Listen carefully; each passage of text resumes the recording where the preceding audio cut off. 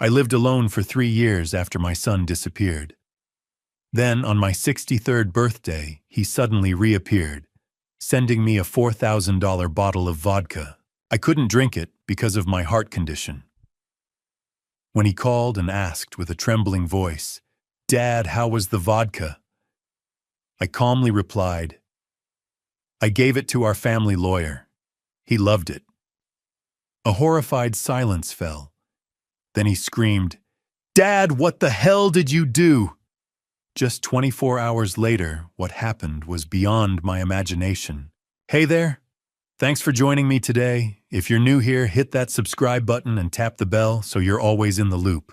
Also, leave a comment below. I want to know where in the world you're watching from.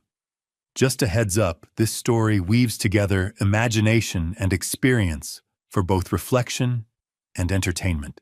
While names and settings are crafted, the message at its core is something I hope resonates deeply with you. I'd been awake since 5:30 the way I always was these days. Old cop habits die hard. 25 years on the Ridgeview force, 3 years retired, and my body still ran on the same clock. Up before dawn, coffee brewed by 6. Kate used to say I was allergic to sleep. She'd been right about most things. The doorbell rang at 7 sharp. I wasn't expecting anyone. My 63rd birthday wasn't the kind of occasion people remembered. Not anymore. Kate had always been the one who made a fuss, baking her lemon cake, inviting neighbors I barely knew. But she'd been gone 5 years now, and birthdays had become just another Tuesday in October. I set my coffee down and walked to the front door. Through the window, I saw a FedEx truck pulling away into the gray Oregon drizzle. On my porch sat a cardboard box, medium-sized, neat shipping label, no return address. I picked it up. Heavier than expected. The label read, Archer Dalton, 47 Maple Ridge Road, Ridgeview, OR 97401. Sender line blank. Just a tracking number and a date stamp from 2 days ago, Portland. Portland. A knot tightened in my gut. I hadn't heard from anyone in Portland in 3 years. I carried the box inside, set it on the kitchen table, and stared at it. The rational part of my brain, the detective part, said to open it. The other part, the part that had learned silence from certain people, was a gift, told me to throw it in the trash. I grabbed a knife and slit the packing tape. Inside, nestled in foam peanuts, was a bottle. Not just any bottle. A work of art. Crystal-cut glass, shaped like a rectangular tower, the liquid inside a deep amber that caught the morning light. The label was black velvet, embossed with platinum lettering.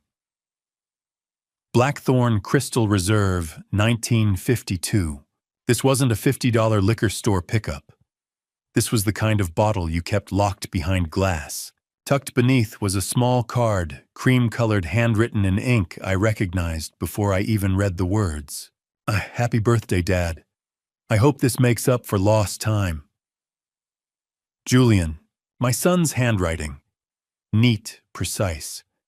I hadn't seen it in 3 years, not since the last envelope he'd sent. A terse note explaining he was moving to Portland for work and wouldn't be able to visit. No phone calls, no holidays, no explanation. And now this. I picked up the bottle again, turning it slowly. The label said 1952. If that was accurate, this bottle was worth more than my truck. I pulled out my phone and searched the name.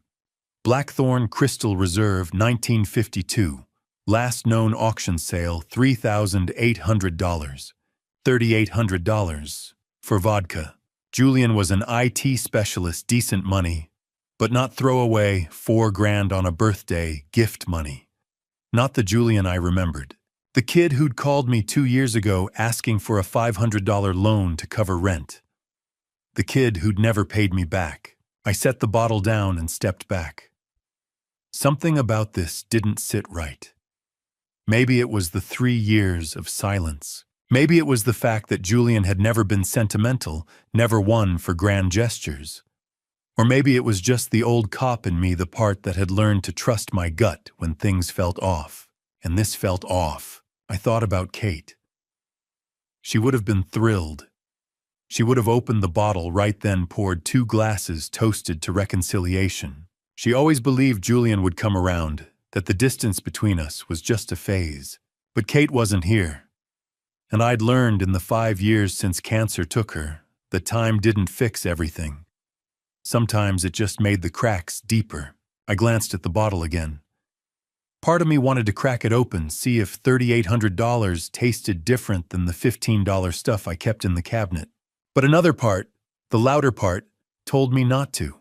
Not yet. Not until I knew what this was really about. Instead, I picked up my phone and scrolled through my contacts until I found the name I was looking for, David Whitmore. David had been my lawyer for 30 years.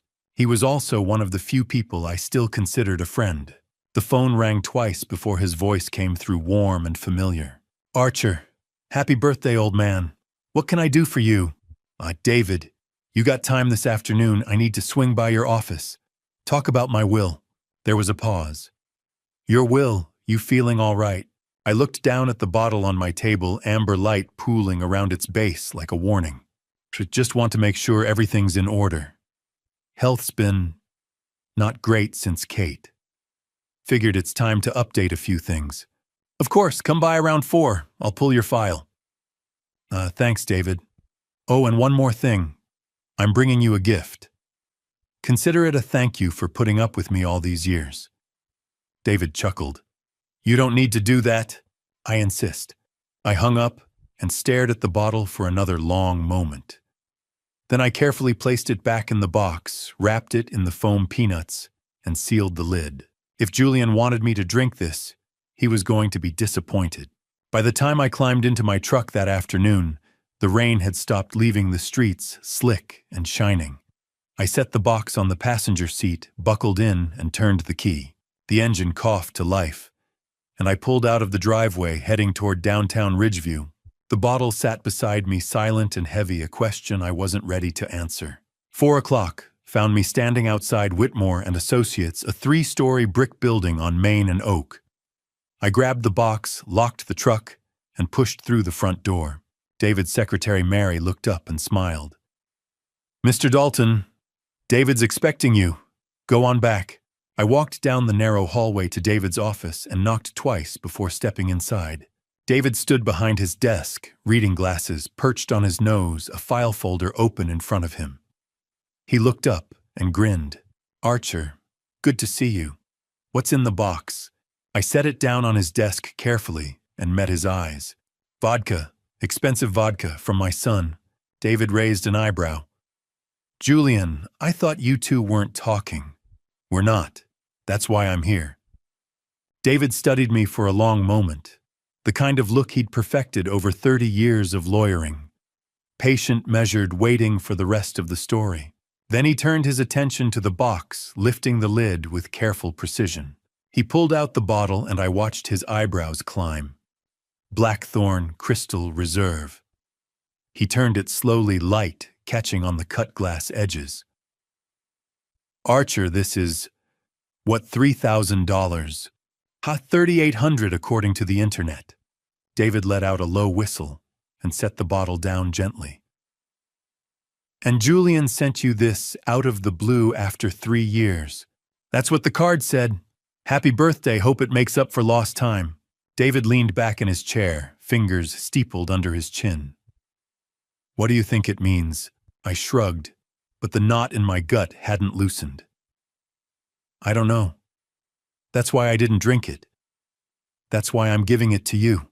Archer, consider it a thank you. You've been handling my paperwork for 3 decades. You deserve something nice." David shook his head, smiling. "You're paranoid. I'm careful, there's a difference." He picked up the bottle again, examined the label. "Well, if you insist, Margaret will kill me if she finds out I turned down a $4,000 bottle of vodka." He paused. "You said you wanted to talk about your will." "Yeah, pull the file. I want to make sure everything's current." David nodded and crossed to the tall steel cabinet in the corner, the kind with a combination lock and deadbolt. He spun the dial, pulled the door open, and retrieved a slim manila folder labeled Dalton Archer, Estate.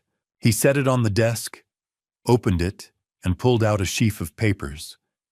My will, the one I'd signed back in 2020, just after Kate's diagnosis. David skimmed the first page, nodding. Estate divided equally between Julian and Emma contingent on your passing. Standard stuff. Anything you want to change? Just want to review it. Make sure it's still accurate. Let me check the system. David turned to his laptop, fingers moving across the keyboard. He pulled up the law firm's case management software. Let's see. Dalton Archer, estate planning. His fingers stopped moving. He leaned closer to the screen, squinting. Huh. What? David frowned, clicked through a few more screens. Then he turned the laptop toward me. On the monitor was a PDF. My will, or something that looked like it. Same header, same language, same format. But the date at the top read August 15th, 2024. And the distribution clause was different. All assets, properties, and holdings to be transferred in full to Julian Castellano. 100%. Not split. Not contingent. Just Julian. I stared at the screen, cold spreading through my chest. I didn't sign that. You didn't come in last month. No. I haven't been here since Kate's funeral arrangements. 4 years ago. David frowned, clicking to another window. There's an email here, October 8th, from archer.dalton.official@gmail.com.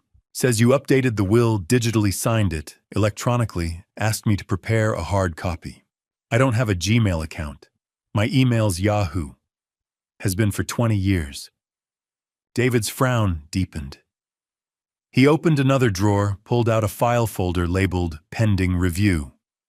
Inside was a printed copy of the same will, the August one, crisp and new. 3 versions, 3 places, all saying the same thing. All wrong? David set the paper down and met my eyes. Archer, someone's forging your documents.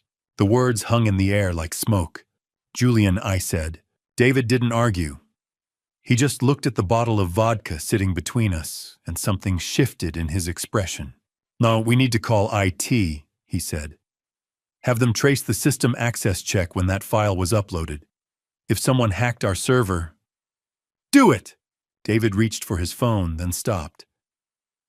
Actually, let me have Mary handle it. She's better with the tech stuff. He stood, started toward the door, then paused. You know what, to hell with it. I've had a long day. Let me pour us a drink first, and then we'll get IT on the line. David, Archer, I've been working since 7 this morning. I just found out my system's been compromised. I'm having a drink. He walked to the small bar cart in the corner, grabbed 2 crystal tumblers, and brought them back to the desk. He broke the seal on the blackthorn bottle with a soft crack. The vodka poured smooth and clear. David filled both glasses, slid one toward me. To 30 years of friendship, he said. I didn't pick up the glass. I'm on heart medication. Can't mix it with alcohol. David raised an eyebrow. Since when? Since Kate. Blood pressure's been a mess. Doctor's orders. He shrugged, lifted his glass. More for me, then. He took a sip. Small, maybe an ounce. Then another. Smooth, he said, setting the glass down. Really smooth. No burn at all. I watched him, that knot in my gut twisting tighter. Something about this whole situation felt wrong. The forged will, the email, the $3,800 bottle showing up the same week someone decided to rewrite my estate plan. David picked up his phone. All right. Let me call Mary, have her get IT on this. He dialed, waited. Mary's voice came through tinny and distant. David explained the situation. Compromised system, forged documents, need a trace. Mary said she'd handle it first thing tomorrow morning. David thanked her and hung up. She'll have someone look at it in the morning. IT guy's already gone home. I nodded, but I didn't like the delay. We talked for another 10 minutes. David asked about my health, about managing the house alone. I gave him the same answers I always did. Fine managing. He told me about a case he'd just closed. I listened half-focused, my mind still circling back to that forged will. By the time I stood to leave, the sky outside had faded to dusk. "Thanks for this, David," I said, nodding toward the bottle. "You sure you don't want to take it back?" "I'm sure, enjoy it." David walked me to the door, shook my hand. "I'll let you know what IT finds." I nodded. I drove home, microwaved leftover chili, ate it standing at the counter. I thought about calling my old partner, Frank Miller, but I didn't have anything solid yet, just a bad feeling and a forged document. So I went to bed early, lay there staring at the ceiling. The call came at 9:47 p.m. I was half asleep when my phone lit up, vibrating against the nightstand. I squinted at the screen. Margaret Whitmore. I answered on the second ring. "Margaret." Her voice hit me like a fist. Ragged, breathless, broken. "Archer. Oh God, Archer, it's David. Something's wrong. We're at the hospital. They think he's been—" The word caught in her throat, strangled. Poisoned. I was out of bed before Margaret finished the sentence. My hands found my jeans and the dark keys on the nightstand. The phone stayed pressed to my ear as I moved through the house. Shoes, jacket, wallet. Margaret was still talking, words tumbling over each other. Ambulance, chest pain, racing heart. "I'm on my way," I said and hung up. The drive to Ridgeview General took 15 minutes through rain-slicked roads. My mind ran faster than the engine. David had drunk from that bottle. One glass, maybe two, and now he was in the hospital. Julian had sent that bottle. The pieces didn't fit yet, but the shape was starting to come clear. I pulled into the hospital lot just after 10 and jogged toward the entrance. Fluorescent lights hit me like a slap. Too bright, too sterile. The ER waiting room smelled like antiseptic and burnt coffee. Margaret stood near the nurse's station, arms wrapped around herself, face pale. She saw me and crossed the room. "Archer." Her voice cracked. "They won't tell me anything." "What happened?" "We were watching TV. He said he felt dizzy. Then he grabbed his chest, said his heart was racing. I called 911.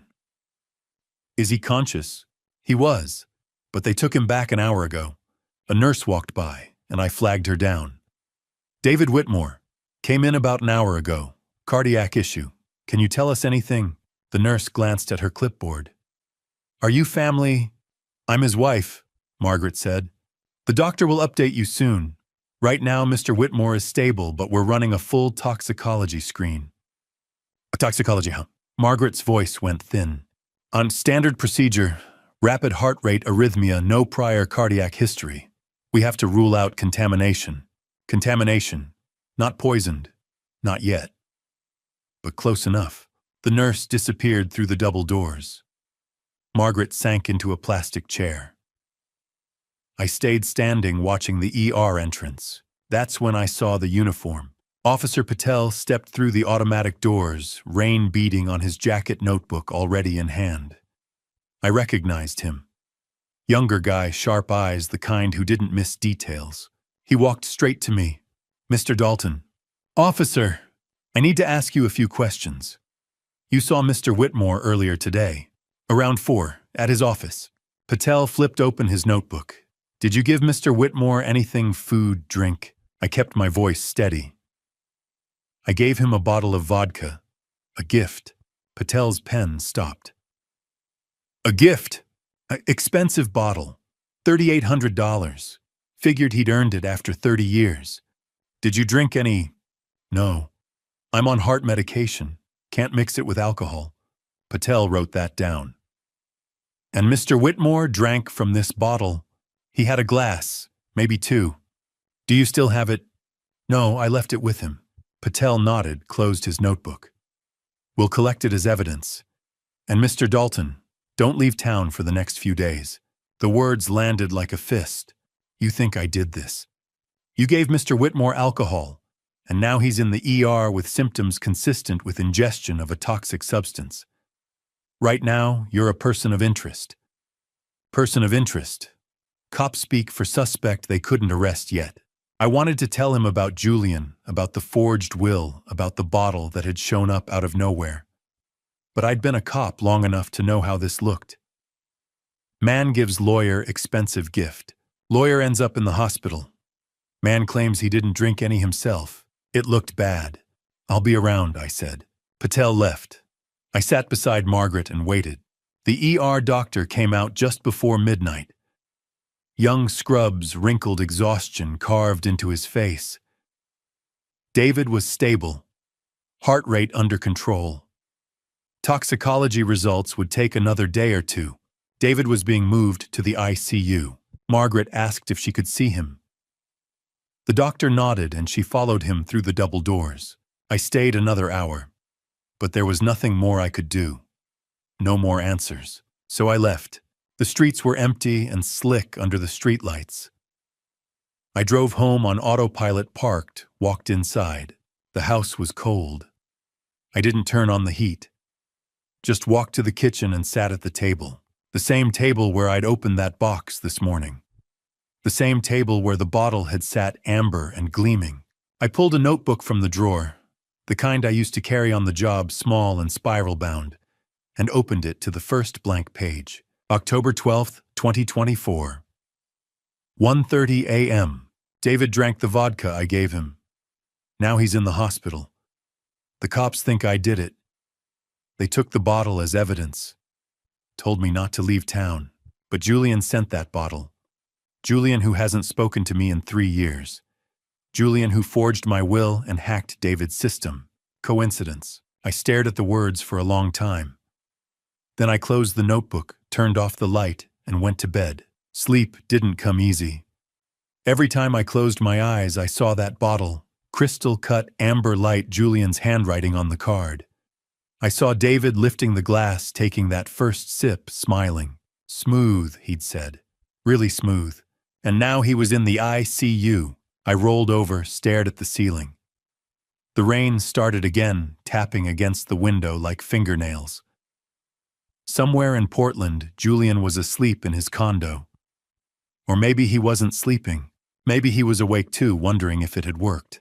If I'd drunk from that bottle. If I was the one in the hospital instead of David. The thought settled in my gut like a stone. The next day dragged. I stayed home, avoided the phone, tried to keep busy. Changed the oil in my truck. Fixed the loose hinge on the kitchen cabinet. Anything to keep my hands moving, my mind from circling back to that bottle, that hospital, that look in Officer Patel's eyes. Person of interest? I was in the garage wiping grease off my hands when my phone buzzed in my pocket. I pulled it out, squinted at the screen. Frank Miller. My old partner. 25 years on the force together, retired 3 years before I did. Last I'd heard, he'd taken a job as a detective with the county sheriff's office.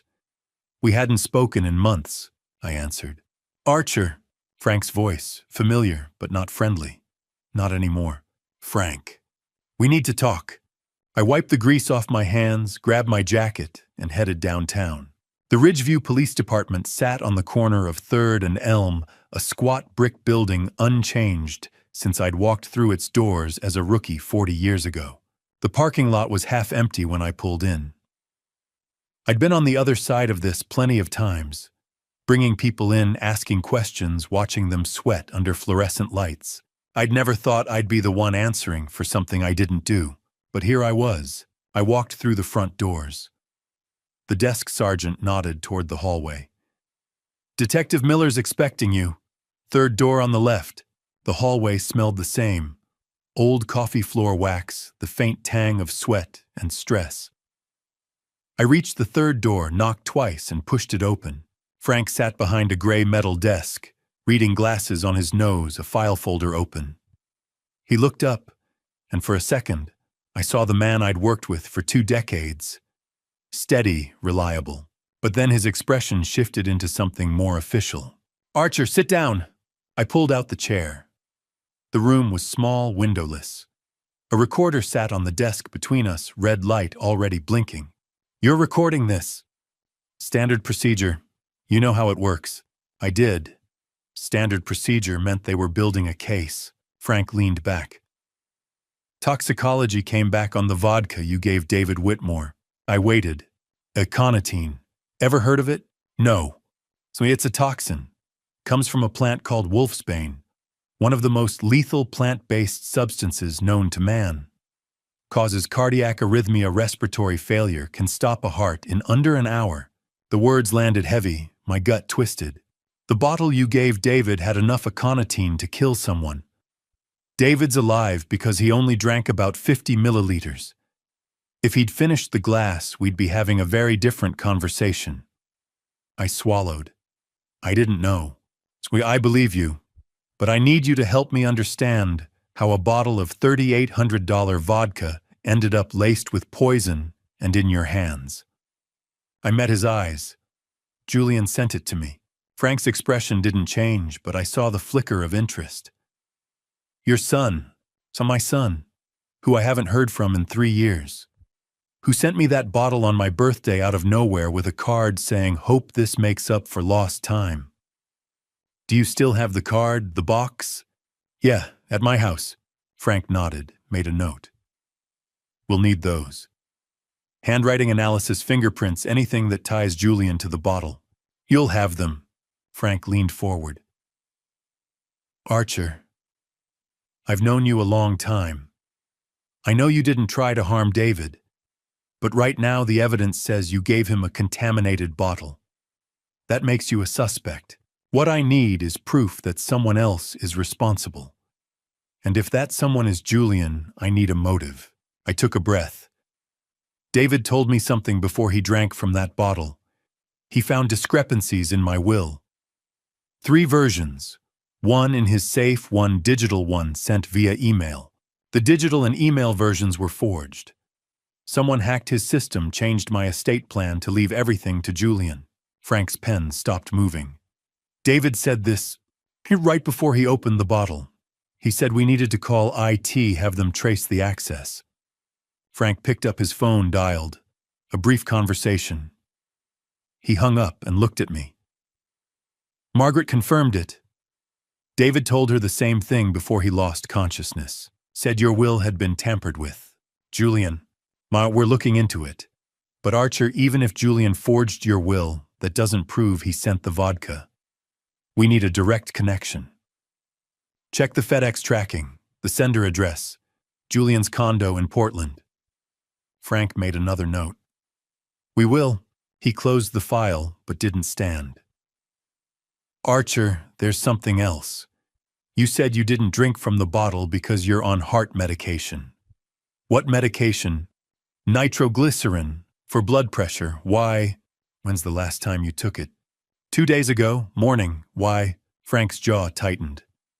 I want you to have your doctor check that prescription. Make sure it's what it's supposed to be. The implication hit me. You think Julian tampered with my meds. I think if Julian sent you a bottle laced with poison, he's not above switching out your pills. I stood. I'll call Dr. Brennan. Frank walked me to the door. Get me those boxes, the card, anything Julian touched. And Archer, be careful. If your son's behind this, you're still a target. I left the station, climbed into my truck, and sat there with the engine running. My hands were shaking. Not from fear, from anger. I pulled out my phone and called Dr. Brennan. He answered on the 3rd ring. Archer, what can I do for you? I need you to test my nitroglycerin prescription. Check if it's been tampered with. A pause. Why? Just do it, please. All right, bring the bottle by my office. I'll run a sample through the lab. I drove home, grabbed the pill bottle from the bathroom cabinet, and drove straight to Brennan's clinic. He took the bottle and disappeared into the back. I sat in the waiting room, staring at a cholesterol poster, trying to figure out when it had all gone wrong with Julian. Brennan came back an hour later, face grim. Archer, this isn't nitroglycerin. I stood. What is it? Calcium channel blocker. Different class entirely. If you'd taken this during a cardiac episode, it would have dropped your blood pressure dangerously low. You could have lost consciousness. Maybe worse. The room tilted. I gripped the edge of the chair. Someone switched your medication. Brennan nodded. I'm prescribing you a new bottle. Real nitroglycerin.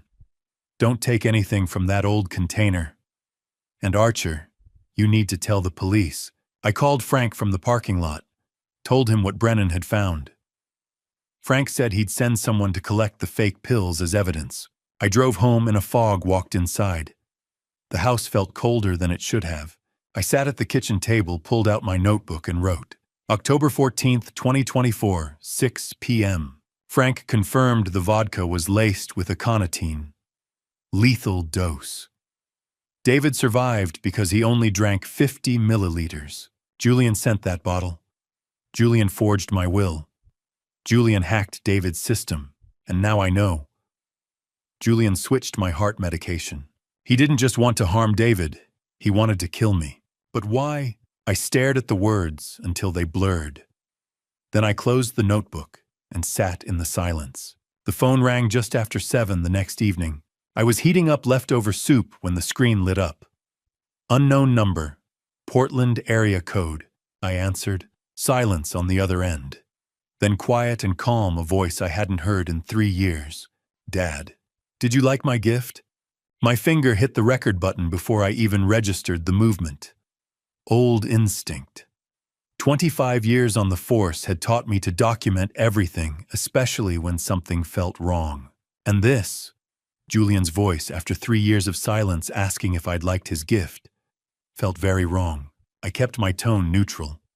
Julian, you didn't answer my question. I set the soup pot down, moved to the living room where the signal was clearer. No, I didn't drink it. A pause. Brief, but I heard it. The kind that comes when someone's recalculating. Why not? I'm on medication. Can't mix it with alcohol. You'd know that if you'd bothered to call in the past 3 years. The words came out sharper than intended, but I didn't take them back. Another pause.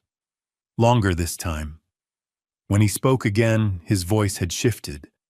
Less casual, more measured. So what did you do with it? I gave it to a friend. Silence. 3 full seconds of it. Then Julian's voice came back sharper now. Careful. Which friend? And there it was. Julian hadn't asked which friend before. He'd asked what I'd done with it.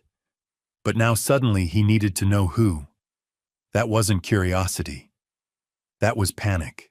I didn't answer right away. Let the question hang there. Why do you ask? Oh, just curious, Dad. That bottle cost me a lot. I'd hate for it to go to waste. Too deliberate. Too interested. If Julian had really just sent an expensive gift, he wouldn't care where it ended up. But he did care. Which meant he knew. He appreciated it. I said, keeping my voice even. Good. That's good. I hope he enjoyed every drop. The words landed cold. Not warm, not friendly. Then the line went dead. I stood there, phone still pressed to my ear, staring at the darkened window. My mind was running at full speed, piecing together what I'd just heard. Julian hadn't asked who the friend was until I said I'd given the bottle away. That pause, those 3 seconds of silence, that had been surprise.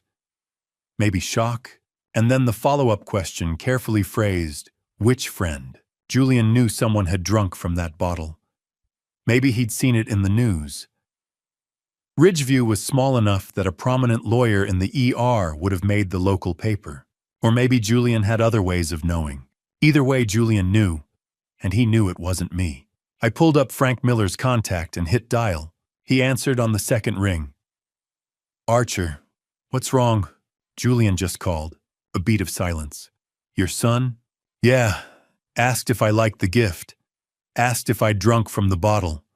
When I told him I gave it to a friend, he went quiet for 3 seconds. Then he asked which friend. What did you tell him? Nothing. But Frank, he knows. He knows someone drank from it, and he knows it wasn't me. Did you record the call? Every word. Send it to me right now. I hung up, pulled up the recording file, attached it to an email, and hit send. Then I set the phone down on the counter and stood there, hands flat against the cold tile, breathing slow and steady. Julian had called. After 3 years of silence, after sending poison, after forging my will and hacking David's law firm, Julian had called to check if his plan had worked. And when he found out it hadn't, When he realized I was still alive, he'd wanted to know who'd taken my place. This wasn't over. I moved through the house methodically, checking every window latch, every door lock. Everything was secure. But secure didn't mean safe. I needed to know if someone tried to get in. In the garage, I found an old spool of black thread tucked in Kate's sewing kit. Thin, strong. I cut a piece about 2 feet long, carried it to the front door, and stretched it across the threshold at ankle height. I tied one end to the doorknob, pulled it taut, and tied the other end to the coat rack just inside the entryway. Tight enough to hold tension, loose enough to snap if someone pushed the door open even an inch. Old detective trick. Simple, effective. Then I grabbed the security camera I'd bought 2 years ago and never installed. Motion activated, but I'd never even put batteries in it. But it looked real enough from a distance. Black casing, little red light lens pointed outward. I peeled off the backing and stuck it in the corner of the porch overhang angled toward the driveway. If someone came looking, they'd see it. And they'd think I was watching. By the time I finished, the sun had set completely. The street was dark except for the glow of the street light 2 houses down. I stood on my porch, scanning the shadows between the trees, looking for movement. Nothing. I went inside, locked the door, and made coffee I didn't really want. Sat at the kitchen table. The facts were clear enough. Julian had sent poison. Julian had called to see if it worked. Julian knew it hadn't. And sooner or later, Julian would try again. I finished the coffee, rinsed the cup, and went to bed. Sleep didn't come easy. Every creak of the house settling, every branch scraping against the siding, pulled me halfway back to waking.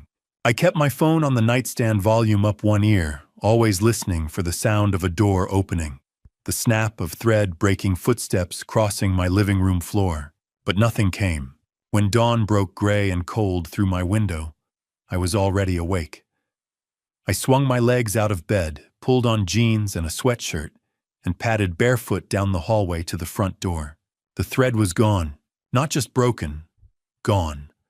Snapped clean in the middle, both ends dangling loose. One still tied to the doorknob, the other hanging limp from the coat rack. Someone had opened my front door, stepped inside, and left. I turned, slowly looked out through the window at the porch.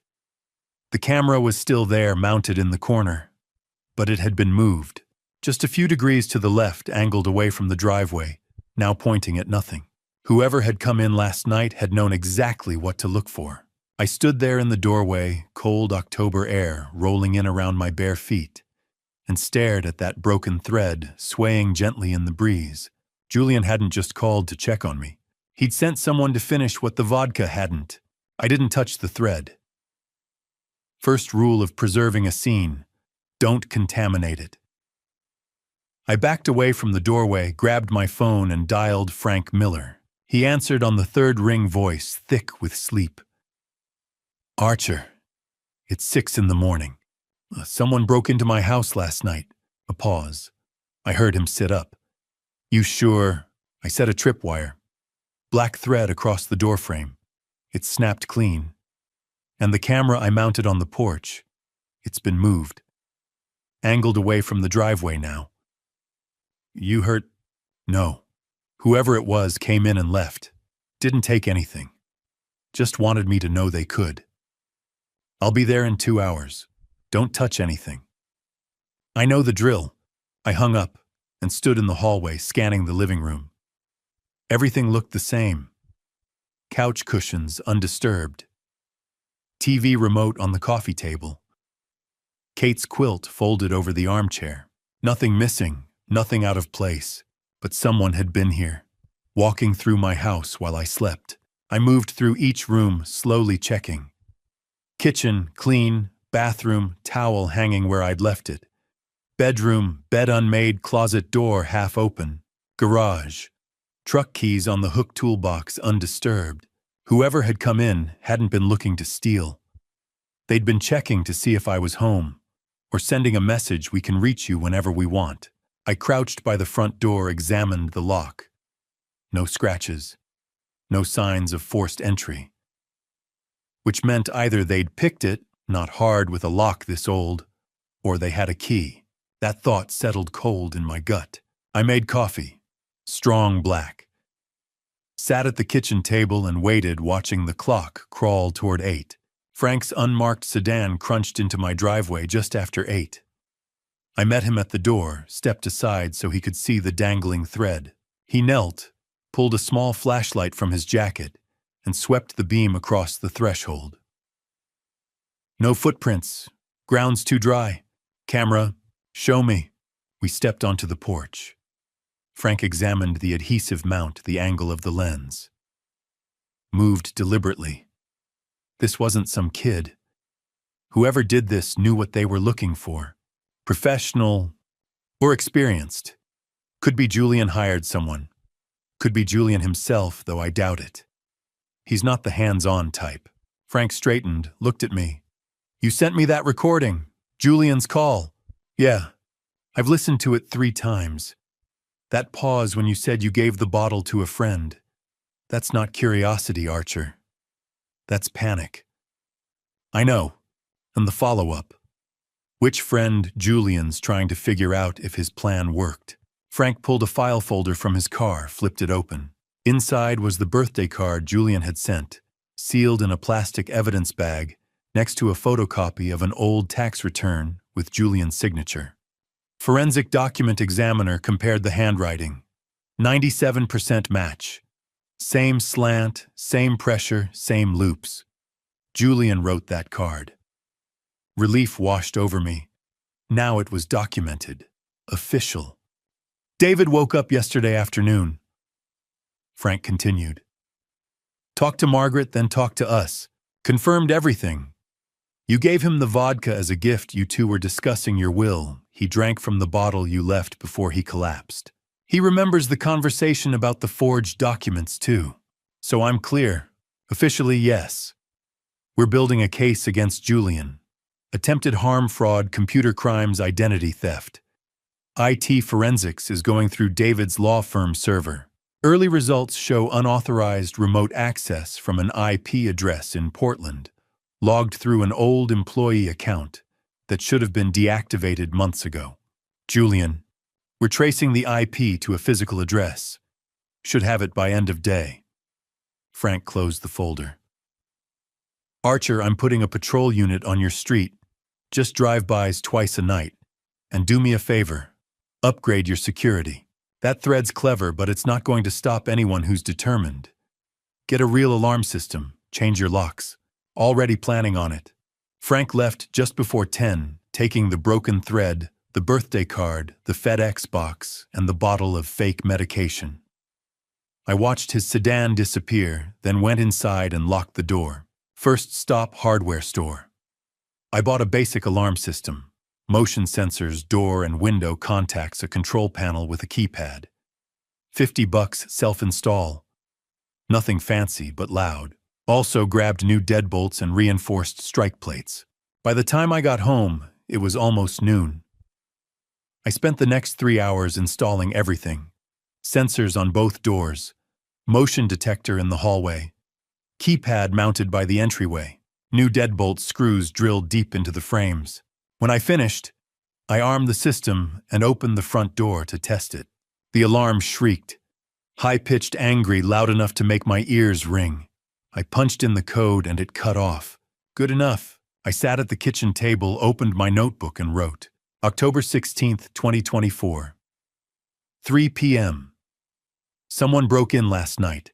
Snapped my thread, moved the camera. Frank confirmed it. I'm officially clear. Handwriting matches Julian's. David's awake confirmed my story. IT forensics found evidence of a hack from a Portland IP. Julian's not just trying to steal my estate. He's making sure I don't survive long enough to stop him. I closed the notebook and sat there thinking about next steps. Tomorrow I'd call a professional locksmith. Tomorrow I'd talk to Frank about restraining orders. But tonight I just needed to sleep. I didn't. The next morning I woke just before dawn. Made coffee, sat at the table, watched the sky turn from black to gray. Just after 9, I walked to the front door to grab the newspaper. There was an envelope on my porch. Plain white. No address, no stamp, no name. Just sitting there on the welcome mat. I stared at it for a long moment, pulse ticking faster. Then I pulled out my phone, took a photo, and called Frank Miller. The envelope lay where I'd set it, its edges crisp against the kitchen counter. Morning light slanted through the window as I slid one finger under the flap and pulled out a single photograph, black and white, grainy. My house. The image had been taken from the gravel drive framing the front porch. The windows dark, the old maple casting skeletal shadows across the siding. In the bottom right corner, white digital numerals read 11:47 p.m. 16th October 2024. Last night, an hour and a half after I'd locked every door and installed the motion sensor, I flipped the photograph over. No message, no signature. Just the image of my home captured by someone who had stood outside in the dark while I slept. My hand tightened around the counter. For 30 years, I'd been the one doing surveil Archer, holding the camera, documenting evidence. Now I was the subject, the target. I pulled out my phone and called Frank Miller. "Sure." His voice was thick with sleep. "Check your email. I'm scanning it now." "What is it?" "A photograph. My house. Time-stamped 11:47 last night." A pause, then the creak of bed springs. "You're telling me someone walked your property an hour after you installed that alarm?" "That's exactly what I'm telling you." "Did the sensor trigger?" "No." Another pause. "I'll be there in 40 minutes. Don't touch the envelope." I set the phone down and stared at the photograph again. The angle was deliberate. Not a casual snapshot, but a composed frame, the kind a professional would take. Or someone who had studied under one. Julian had been 12 when I'd taught him how to use my old Nikon, how to adjust the aperture for low-light shots. We'd spent a summer stalking deer in the hills east of Ridgeview, him crouched beside me as I whispered instructions. That boy was gone. In his place stood a man who sent poisoned vodka and forged wills, who swapped medication, and hired thugs who stood in my driveway at midnight and took pictures. By 10:30, Frank had left, with the photograph sealed in an evidence bag.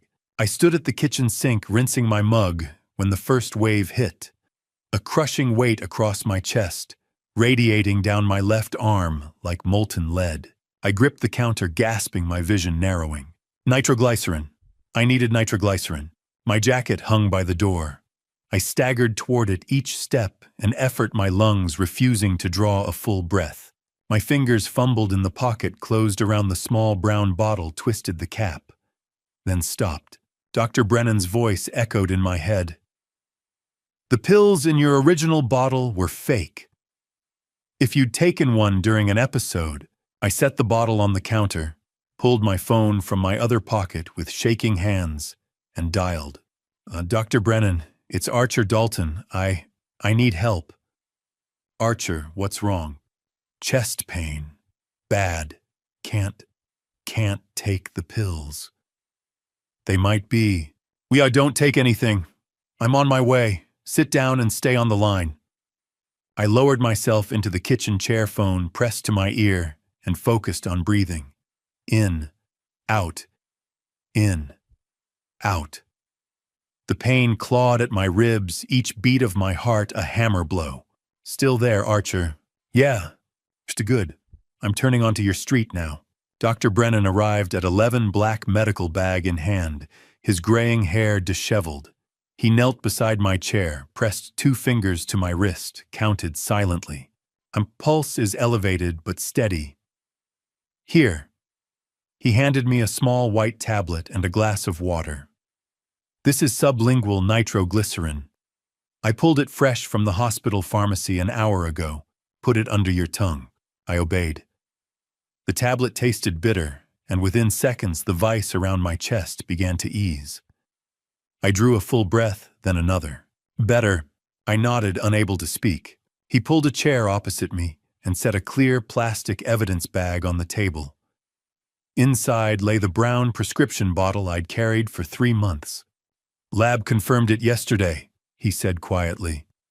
"Amlodipine, a calcium channel blocker. If you'd taken one of these during acute angina, your blood pressure would have dropped so fast, your brain wouldn't have gotten enough oxygen. You'd have lost consciousness in under 2 minutes. At your age, with your history, he didn't finish. He didn't have to. Who would swap my medication? I asked, though I already knew. Someone with access to your house. Someone who knows you have a heart condition. Someone who wanted it to look like natural causes. Julian, Dr. Brennan wrote a prescription for a fresh 90-day supply, showed me the tamper-proof seal on the new bottle, and made me promise to call 911 if the pain returned. After he left, I sat at the kitchen table and opened my journal. October 17th, 2024, 11:45 a.m. This morning, I received a photograph of my house time-stamped 11:47 p.m. last night. At 10:30, I had a severe angina attack. I reached for my nitroglycerin, but remembered Dr. Brennan's warning. The lab report is clear the original pills were amlodipine, not nitroglycerin. If I had taken one during the attack, I might not have survived. Julian planned every step: the poisoned vodka, the forged will, the swapped medication. He is trying to make sure I do not live long enough to stop him. I closed the notebook, poured a second glass of water, and tried to convince myself the new locks and alarm system would be enough. At 2:34 in the morning, I woke to the sound of footsteps. Not outside, inside, slow, deliberate. Moving through the living room toward the hallway where my bedroom door stood half open, I lay frozen beneath the quilt, listening. The alarm remained silent. No beep. No siren. Nothing. I reached for my phone on the nightstand. The footsteps stopped. A shadow passed beneath the narrow gap at the bottom of my bedroom door. Then a voice, low and unfamiliar, spoke from the other side. "Mr. Dalton, we need to talk." I kept my service revolver in the nightstand drawer, a Smith & Wesson Model 10 I'd carried for 23 years on the force. My fingers found the grip in the dark, cool steel against my palm, and I eased out of bed without making a sound. Kate's quilt slid off my shoulders as I moved toward the door, each step deliberate, the floorboards silent beneath my bare feet. The voice had come from downstairs. Calm. Patient. Not the frantic urgency of a burglar caught mid-act, but the measured tone of someone who had all the time in the world. I edged into the hallway, back pressed against the wall, revolver raised. The glow from the kitchen nightlight spilled across the hardwood. I descended slowly, keeping to the outside edge of each step, my breath shallow and controlled. At the bottom, I paused, listening. The living room lay to my left, dark, except for moonlight through the windows. A silhouette sat motionless on the sofa, hands resting on his knees, posture relaxed. I reached around the corner and flipped the light switch. The man on my couch didn't flinch. He was in his mid-40s, compact and muscular, dressed in a black leather jacket and dark jeans. His hair was slicked back, graying at the temples. He raised both hands slowly, palms open. "Easy, detective," he said, his voice carrying a faint Brooklyn accent. "I'm not here to hurt you. This is a professional courtesy." I kept the revolver trained on his chest. "Who are you?" "I'm Vincent Russo. People call me Vinny." He tilted his head toward the coffee table. "Mind if I lower my hands? My shoulders aren't what they used to be." "I keep them where they are." He nodded, unbothered. "Fair enough. You want to know why I'm sitting in your living room at 2:30 in the morning. So here's the short version. Your son owes my employers $300,000. The number hit me like a punch. What? Gambling debts, poker mostly, some sports betting. Julian's been playing at a private club in Portland for the past 18 months. He's good, I'll give him that, but not good enough. By June, he was in the hole for $250. By August, $300 even. I lowered the revolver an inch, my mind racing. Julian, gambling, $300,000. What does that have to do with me? Vinny's expression didn't change. Your son offered collateral, a life insurance policy. $500,000, beneficiary Julian Castellano. The policy pays out when you pass. Julian told my employers you were in poor health, that it wouldn't be long. They agreed to extend his deadline. The room tilted. I gripped the door frame with my free hand. You're telling me Julian used my life insurance to cover his debts? So that's exactly what I'm telling you. And when you didn't cooperate by dying on schedule, Julian decided to help things along. The vodka, the fake heart medication, the forged will. Vinny shrugged. It's not my style for what it's worth. Too messy. But desperate men do desperate things. I stared at him, trying to process the words. My son, my own son, had bet on my death. Why are you here? I asked finally. Because I'm done with your son's mess. Vinny lowered his hands, slowly resting them on his knees. I don't touch cops. Never have, never will. That's an old rule, and I don't break old rules. When I found out you were Ridgeview PD, I told my employers I was out. They weren't happy, but they know better than to push. He reached into his jacket pocket, slowly, deliberately, and pulled out a business card, setting it on the coffee table. You're going to need proof. Names, dates, transactions. I can't testify in court, but I can point you in the right direction. Julian signed documents. He made calls. It's all there if you know where to look. Why would you help me? Vinny stood his movements unhurried and gestured toward the front door. Because Julian's plan put me in a bad position. I don't like bad positions. And because you remind me of my old man. Retired cop, heart condition, too stubborn to quit. He deserved better than what he got. So do you. He walked toward the hallway, pausing at the threshold. One more thing. You're probably wondering why your fancy alarm didn't go off. I glanced at the motion sensor above the door, its green LED dark. I cut the external power line before I came in, Vinny said. Took about 30 seconds with wire cutters. Then I used a signal jammer, $200 on eBay. Your $50 system's a toy detective. If you want real security, call a professional. He moved toward the kitchen and the rear window that faced the woods. I followed, keeping the revolver at my side. At the window, he paused, pointing to the glass. Glass cutter, he explained. Remove the pane, slip the latch, put it back when I left. You wouldn't have noticed unless you were looking for it. He opened the window, one leg already over the sill. Good luck with your son, Mr. Dalton. You're going to need it. Then he was gone, swallowed by the shadows between the trees. I locked the window, checked every door twice, and poured myself a whiskey I didn't drink. At 3:15, I called Frank Miller and left a voicemail summarizing Vinny's visit. At 4, I sat at the kitchen table and added another entry to my journal, my handwriting shaky from adrenaline and exhaustion. October 18th, 2024, 4 a.m. Vincent Russo, connected to organized crime, broke into my house tonight. He explained that Julian owes $300,000 in gambling debts and used my $500,000 life insurance policy as collateral. Julian's motive is now clear. He needs me gone to collect the insurance and pay his debts. I closed the notebook and watched the sky turn from black to gray. At 6:30, Frank called back, his voice tight with controlled fury.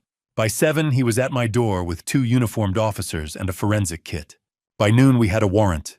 2 days later, on the 20th of October, I was sitting in my study reviewing bank statements Frank had subpoenaed when my phone buzzed. A video call. Emma's name appeared on the screen, and I felt my chest tighten. But this time it was relief, not pain. I answered, and my granddaughter's face filled the screen, her blonde hair pulled back in a ponytail, her blue eyes bright. Grandpa, you answered. Her face filled the screen, bright and unguarded, the way only a 10-year-old's can be. Blonde hair pulled back in a high ponytail, a gap where her left front tooth used to be freckles scattered across her nose. Emma, my granddaughter, the one pure thing left in this mess. Grandpa, she said again, her grin widening. I thought you weren't going to pick up. I forced a smile, settling back into my desk chair. I always pick up for you, sweetheart. How's school? Boring. She rolled her eyes. Mrs. Henderson makes us do multiplication tables every single day. I already know them. Multiplication's important, I said. You'll need it when you're older. That's what Mom says. Emma leaned closer to the camera, lowering her voice to a whisper. But I think she just doesn't want to help me with homework. I chuckled, the sound hollow in my chest. Where is your mom? It's upstairs. She's on the phone with somebody. She's been on the phone a lot lately. Emma tilted her head. Grandpa, when are you coming to visit? You promised you'd take me to the zoo before it gets too cold. The zoo. I'd promised her that back in July before everything started unraveling. Soon, I said, hating the lie. I've been a little busy, but I'll come see you soon. You always say that. She pouted, then brightened. Dad says we're going to be rich soon. Maybe we can go to the big zoo in Seattle instead, the one with the pandas. The words hit me like ice water. I kept my expression neutral. Your dad said that, yeah, he's been really happy lately. He keeps saying things are going to get better, that we won't have to worry about money anymore. Emma twirled a strand of hair around her finger. He talks to somebody named Vinny a lot, like every day. Is Vinny your friend? My throat closed. I swallowed hard. No, sweetheart. Vinny's not my friend. Why do you ask? Because Dad mentions you when he talks to Vinny. He locks himself in his office and talks really quiet, but I heard him say your name once. And something about insurance. She wrinkled her nose. What's insurance? I closed my eyes for a breath, trying to steady the roar in my ears. Insurance it's something grown-ups have to make sure their families are taken care of. It's complicated. Oh, she shrugged, already losing interest. Dad says a lot of complicated stuff lately. Mom gets mad at him sometimes. I heard them fighting last week. About what? Emma hesitated, glancing over her shoulder. When she turned back, her voice was quieter. I don't know. But Mom was crying. She said something about how she didn't sign up for this, and Dad said she needed to trust him, that everything would work out. I wanted to reach through the screen and pull her out of that house, away from Julian. But all I could do was sit 300 miles away and listen. Emma, I said gently, has your dad been acting strange, different than usual? She thought for a moment, chewing her bottom lip. Kind of. He's gone a lot. And when he's home, he's always on his phone or in his office. He used to play board games with me on Saturdays, but he hasn't done that in forever. Her eyes brightened. But he bought me a new iPad last month. He said it was an early birthday present. An early birthday present. Paid for with borrowed money, or money he expected to collect once I was gone. That's nice of him, I managed. Yeah, Emma leaned back. Grandpa, can I tell you a secret? Of course. And Dad told me not to talk to you about the Vinny stuff. He said it was private, and I shouldn't mention it if you called. She bit her lip, looking guilty. But I miss you. And I don't think secrets are good. Mom says secrets make people sick. Your mother is right, I wanted to say. Secrets rot from the inside out. Instead, I said, I miss you too, sweetheart.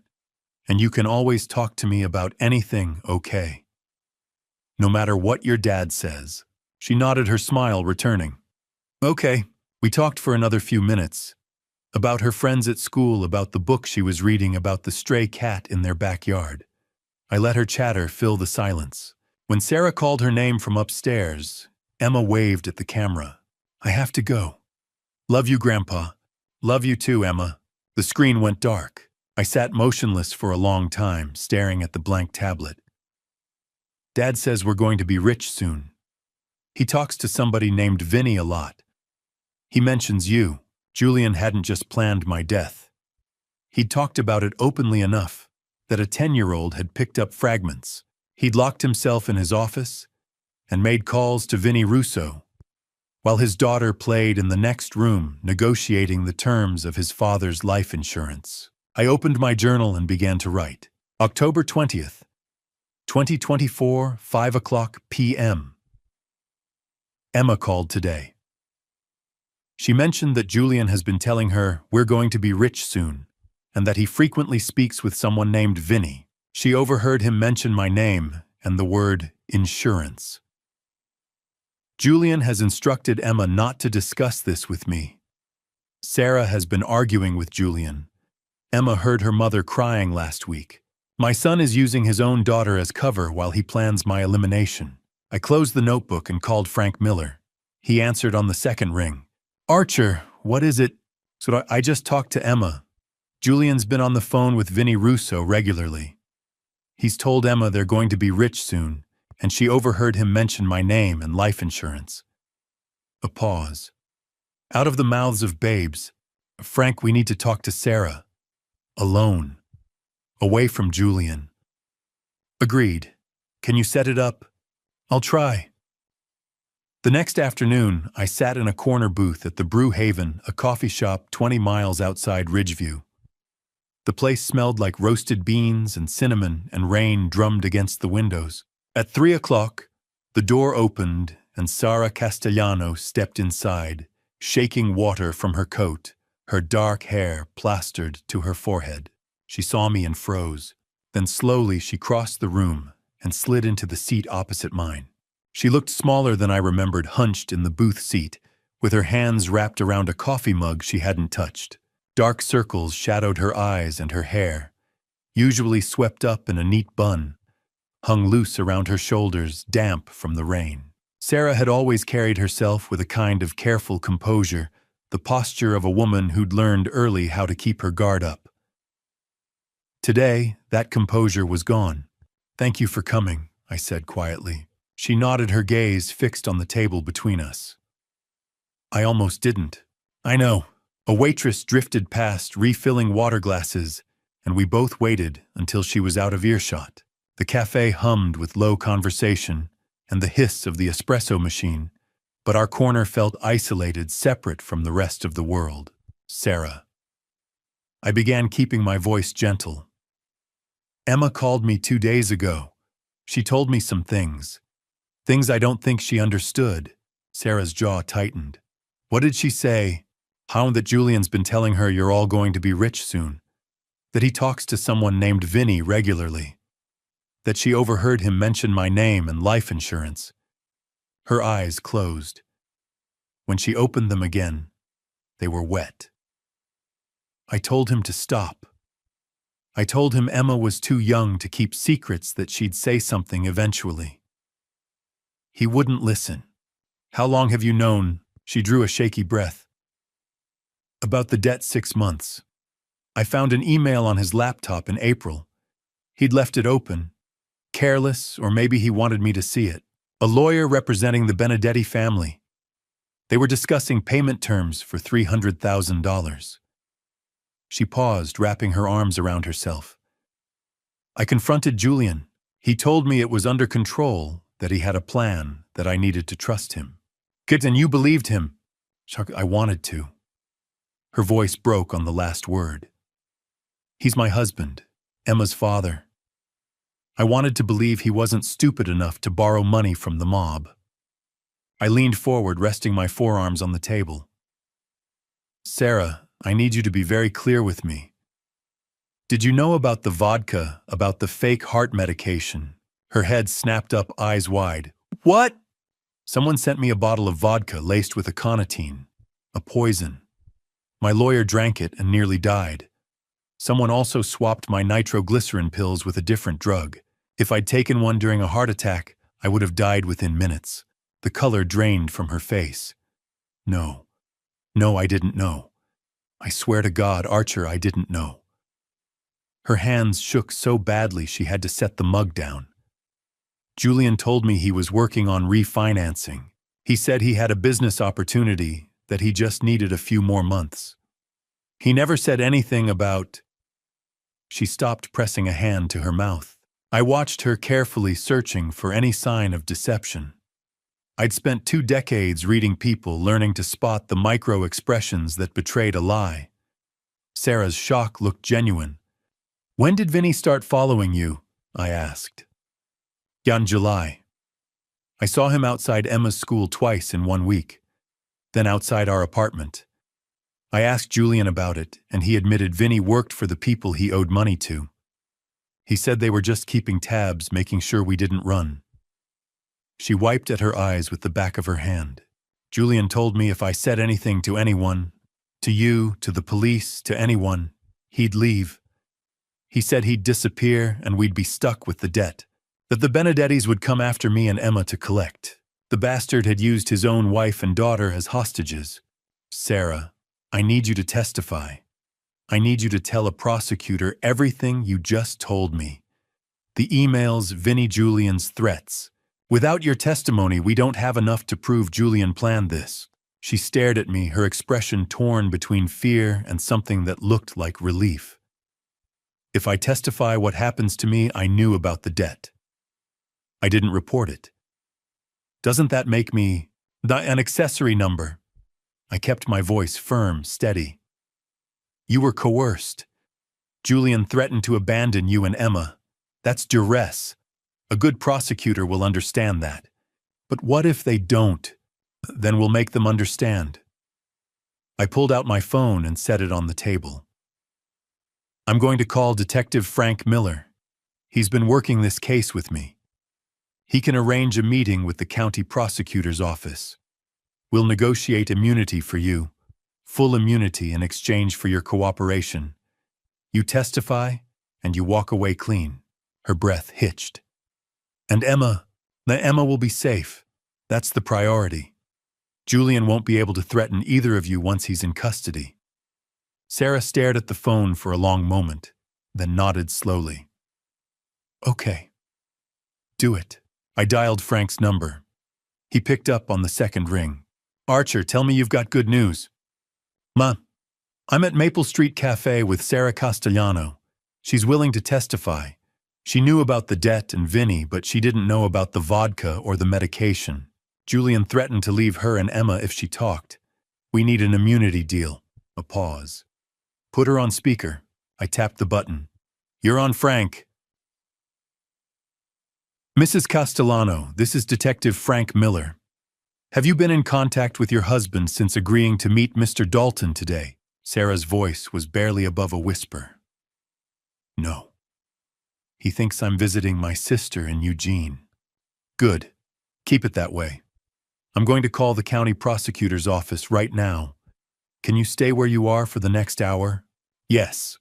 "All right, sit tight. I'll have an answer for you soon." The line went dead. Sarah exhaled slowly, her shoulders sagging.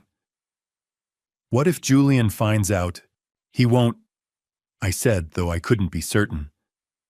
"Frank's discreet, and once you're under witness protection, Julian won't be able to touch you." She nodded, but the fear didn't leave her eyes. 2 days later, on the morning of October 23rd, Frank and I stood outside the offices of Whitmore and Associates. The building looked the same as it had 3 weeks ago. Red brick brass nameplate, the scent of old paper, and lemon polish drifting through the open door. But David Whitmore was no longer inside. He was home recovering, and his son Thomas had taken over the practice. Thomas Whitmore Jr. met us in the reception area, a man in his early 40s with his father's sharp eyes and his mother's precise demeanor. He shook our hands and gestured toward the conference room. "Gentlemen, my father told me you'd be coming." The conference room smelled like leather and old paper, the kind of scent that clings to law offices. Thomas Whitmore Jr. gestured for us to sit at the long mahogany table, then crossed to a wall safe hidden behind a framed print.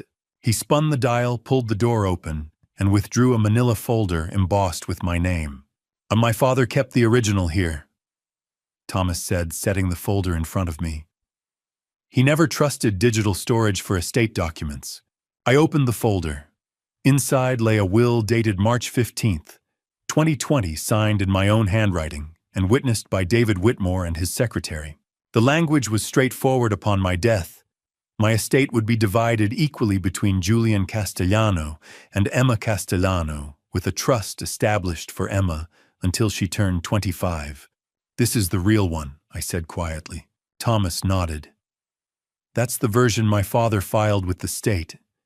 But 3 weeks ago, when you brought him that vodka, he pulled up the case file and found something else. He opened his laptop and clicked a file. A PDF appeared. Another will dated August 15th, 2024, bearing a digital signature that looked like mine. This version left 100% of my estate to Julian Castellano. No mention of Emma. Frank leaned forward, his jaw tight. How did this get into your system? But that's what we hired Catherine Walsh to find out. Catherine Walsh arrived 10 minutes later, a woman in her early 40s with sharp eyes and the demeanor of someone who spent her days dissecting code. She set a tablet on the table and pulled up a slideshow. Good gentlemen, she began, your son executed a 3-layer attack on Whitmore and Associates system. Let me walk you through them. She tapped the screen. The first slide showed a server log, rows of data stamped with dates and IP addresses. Layer 1, cyber intrusion. On August 15th at 2:34 a.m., someone accessed the firm's cloud server using credentials belonging to a former paralegal. The access originated from IP address 198.51.100.42, which traces to Unit 407 at the Laurelhurst Towers in Portland. My breath caught. Julian's apartment. The intruder navigated directly to your case file, deleted the original will dated March 2020, and uploaded a forged PDF dated August 2024. Total time in the system under 2 minutes. Frank made a note. Clean. Professional. Catherine nodded. Very, but they made one mistake. Server logs capture metadata. We traced the IP through 3 proxy layers back to the Laurelhurst address. Ridgeview PD confirmed the lease is under Julian Castellano's name. She swiped to the next slide, a grainy photograph of a hallway, time-stamped September 12th, 2024, 11:55 p.m. Layer 2, physical intrusion. This is footage from a backup security camera. At 11:55 p.m. on September 12th, a man approximately 5 feet 10 inches tall entered the office. He wore a hoodie and gloves, but his build matches a male in his mid to late 30s. She zoomed in. The figure moved with purpose, heading straight for David Whitmore's office. He was inside for 8 minutes. The next morning, Mary Baker found a printed copy of the forged August will in the pending files tray on her desk. The paper stock matched the firm's letterhead. Mary assumed Mr. Whitmore had printed it himself and filed it accordingly. Thomas interjected. My father never printed that will. He didn't even know it existed until you brought him the vodka, and he cross-checked the files. Catherine swiped again. The third slide showed an email header, lines of code across the screen. Layer 3, social engineering. On October 8th at 9:20 a.m., Mr. Whitmore received an email from archer.dalton.official@gmail.com. The subject line read, Updated will, please review. The body was brief, asking him to update his records and signed with your name. She looked at me. You don't use Gmail, do you, Mr. Dalton? No. I've had the same Yahoo account for 15 years. So it's exactly. The email was spoofed. When we examined the headers, the originating IP was once again 198.51.100.42. Julian's apartment. Frank exhaled slowly. 3 layers. Cyber, physical, social. Correct, Catherine said. Each layer reinforced the others. If the digital forgery was discovered, the printed copy provided corroboration. If someone questioned the printed copy, the email created a false paper trail. This wasn't opportunistic, detective. This was premeditated, methodical, and executed over a 2-month period. I stared at the dates on the screen. August 15th, September 12th, October 8th. Julian had started planning this in mid-August, weeks before my birthday, weeks before he sent the poisoned vodka. He'd built redundancies, anticipated obstacles, covered every angle. My son had studied how to erase me. Frank stood gathering the forensic reports. Thomas, I need certified copies of everything. The original will, the server logs, the security footage, the email headers. I'll forward them to the prosecutor's office today. Thomas nodded. I'll have them ready within the hour. Frank turned to me. Archer, we've got him. The IP traced the physical evidence, Sarah's testimony, Vinny's information. It's enough for an arrest warrant. I'll call Judge Holloway this afternoon. I couldn't speak. I could only nod. The following night, I sat alone in my study, the house dark except for the lamp on my desk. Rain tapped against the windows. I opened my journal to a blank page and began to write. October 24th, 2024, 11 p.m. Today, I learned the full extent of Julian's plan. He hacked the law firm's server on August 15th, deleted my real will, and uploaded a forgery. On September 12th, he broke into the office and planted a printed copy. On October 8th, he sent a fake email to David posing as me. 3 layers. 3 separate crimes, all designed to ensure that when I died, when he succeeded in poisoning me, there would be no question about who inherited my estate. Frank says we have enough for an arrest warrant. Tomorrow or the day after, Julian will be taken into custody. I should feel relief. Instead, I feel hollow. I closed the notebook and stared at the rain. The rain had softened to a whisper against the windows, and the house felt too quiet. I sat at the kitchen table under the yellow glow of the overhead lamp, my journal open in front of me, the pen heavy in my hand. Outside, the maples swayed their branches, scraping the siding. I turned to a blank page and began to write. October 24th, 2024, 11:10 p.m. Tomorrow morning, Frank will execute an arrest warrant for Julian Castellano. Before that happens, I need to set down everything that led us here. Not for the court, Frank and Catherine have compiled that evidence, but for myself. So I can understand how my son became someone I no longer recognize. The timeline. October 12th. I received a bottle of vodka, Blackthorn Crystal Reserve 1952, valued at $3,800 via FedEx from Julian. A handwritten birthday card was enclosed. I did not drink it. Instead, I gave it to David Whitmore during a meeting to discuss my will. October 12th, 9:47 p.m. Margaret Whitmore called to report that David had collapsed with severe cardiac arrhythmia after drinking approximately 50 milliliters of the vodka. He was hospitalized. I became the primary suspect. October 14th. Toxicology confirmed the vodka contained aconitine, a lethal poison. David survived only because he drank a small amount. That same day, Dr. Brennan discovered my heart medication had been swapped with amlodipine, a calcium channel blocker. If I had taken it during an angina attack, I would have died. October 15th. Julian called me. I recorded the conversation.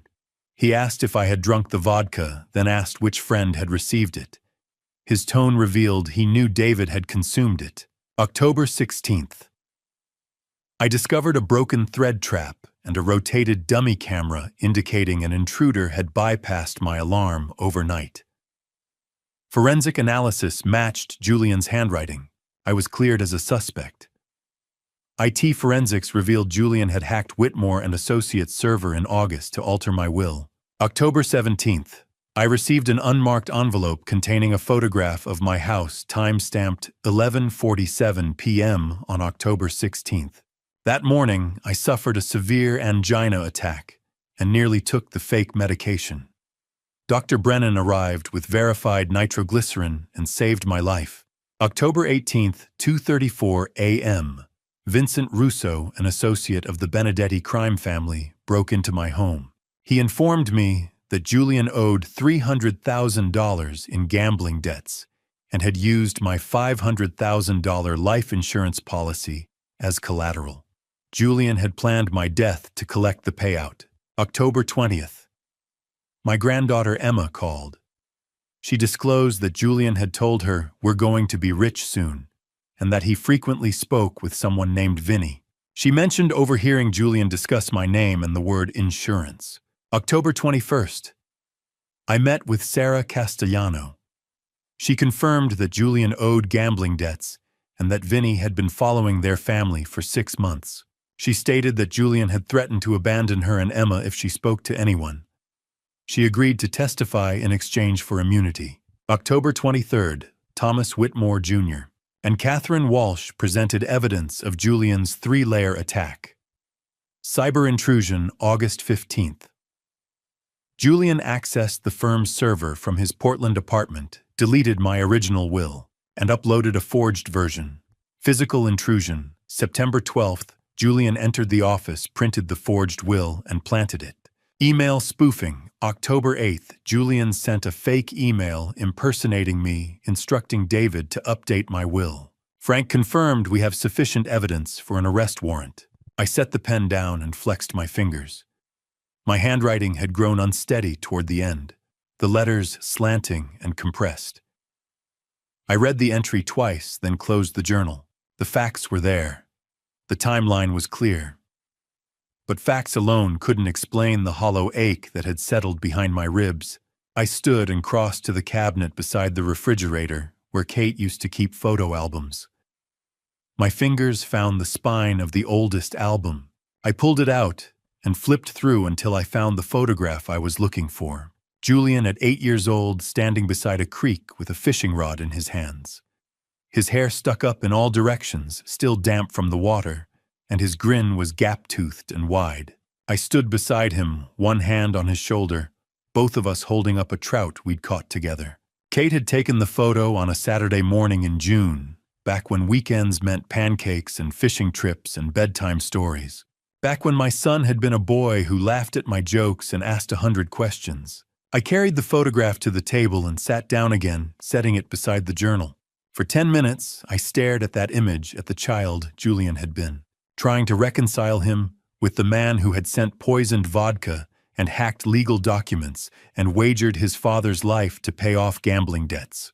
I couldn't. Finally, I picked up the photograph and held it close as if Kate might somehow see it too. "I'm sorry I couldn't save him," I whispered to her memory, to the woman who had loved Julian unconditionally. "But I have to stop him. If I don't, Emma won't be safe. No one will." The photograph offered no answer. I set it down gently face up and reached for my phone. Frank answered on the first ring. "Archer." "Not tomorrow morning," I said. "Let's finish this." A pause. "You sure?" "I'm sure." "All right." SWAT team assembles at 0500. We move at 0630. "You want to be there?" I closed my eyes. "Yes. I'll pick you up at 0600. "Thank you, Frank. Get some sleep, Archer." I hung up and sat in the stillness, listening to the rain. At 6:47 the next morning, I sat in the passenger seat of Frank's unmarked sedan, parked 50 meters from the Laurelhurst Towers in Portland. Dawn had broken gray and cold, the city wrapped in fog. Ahead of us, 2 black SWAT vans idled at the curb, their engines rumbling low. Officers in tactical gear moved with silent efficiency, checking radios, adjusting vests, loading breaching tools. Frank glanced at me. "Last chance to wait at the station." I shook my head. "I need to see it." He nodded and keyed his radio. "All units, this is Miller. Proceed on my mark. 3, 2, 1. Execute." The van's doors flew open. "All right, we're at the breaking point." Before I reveal what happened when they came for Julian, the moment I heard his voice confessing everything, "I need to know you're still here. Drop the number 13 in the comments right now. Let me feel your presence." And a quick reminder, what follows blends experience with creative storytelling for emotional depth. If you'd rather not continue, feel free to pause here and choose content that resonates better with you. But if you're ready, let's go back to that cold morning in Portland. Through the windshield, I watched the SWAT officers move like shadows in the gray morning fog, their boots silent on wet pavement, rifles held low. On the Laurelhurst Towers rose ahead a glass and steel monument to new money, its upper floors still dark. Somewhere on the fourth floor in Unit 407, my son was waking up, unaware that his world was about to collapse. Frank's voice broke the silence. "You shouldn't be here, Archer. I didn't take my eyes off the building." "I know, but you deserve to see this." I nodded, my throat too tight to speak. Frank had bent the rules to let me ride along. Protocol said I should be waiting at the station, but he knew I needed to witness this. At 6:49, his radio crackled. "Breacher in position. Ready on your mark, detective." Frank keyed the mic. "All units hold. Confirm exits secured. South exit clear. North exit clear. Parking garage secured." Frank exhaled slowly. "Execute on 3, 1, 2, 3, go." The lead officer swung the battering ram. The door to Unit 407 exploded inward with a crack like thunder, and the team poured through, voices overlapping in sharp commands. "Police search warrant. Hands where we can see them." I couldn't hear Julian's response from 50 meters away, but I didn't need to. Through the doorway, I saw officers spread through the apartment, flashlights cutting the darkness. And then two of them emerged with a figure between them. Tall, lean, dressed in a white t-shirt and boxer's, hands cuffed behind his back. Julian. Even from this distance, I recognized the set of his shoulders, the tilt of his head. He didn't struggle, didn't shout. He walked calmly between the officers. His expression unreadable, as if being arrested at dawn was a minor inconvenience. Behind him, Sarah appeared in the doorway, clutching Emma against her chest. Emma's face was buried in her mother's shoulder, her small body shaking with sobs. Sarah's eyes were wide and red. "Addie!" Emma's scream cut through the fog, high and desperate, and my chest cracked open. Frank put a hand on my arm. "Stay in the car, Archer." I stayed. At 7:15, as officers were loading Julian into a transport van, a black sedan pulled up. The driver's door opened, and Vincent Russo stepped out, dressed in a dark suit, his face impassive. He walked directly to Frank and handed him a small object wrapped in a plastic evidence bag. A USB drive. Frank held it up to the light. "This, the recording. October 10th. Julian and my former employers. Everything you need." Vinny's Brooklyn accent was flat, businesslike. "I've already spoken with the prosecutor's office. Full cooperation in exchange for immunity. My lawyer has the paperwork." "And when did you record this?" 2 weeks before the vodka was delivered. Julian called to confirm the timeline. I recorded it as insurance. Didn't want to end up holding the bag if things went sideways. Vinny glanced at the transport van. "Looks like they did." Frank pocketed the drive. "You'll need to testify." "I know. My lawyer will coordinate." Vinny turned to leave, then paused and looked at me through the windshield. For a moment, our eyes met. He nodded once, not an apology, but an acknowledgement, and walked back to his car. Frank plugged the USB into a tablet and handed me an earbud. "You sure you want to hear this?" I took the earbud. "Yes." He pressed play. Static hissed. Then Julian's voice came through, clear and cold. "The old man won't drink it, but his lawyer will. Once the medication finishes him off, I'll have the insurance payout and the estate. 500,000 plus whatever's left after probate. Enough to clear the debt, and then some." A second voice, older and rougher. "You better not screw this up, kid. 300 grand is a steep price for forgiveness. You don't deliver, we collect another way. And your wife and kid make convenient collateral." Julian's reply was immediate, emotionless. "I won't screw it up. The plan's airtight.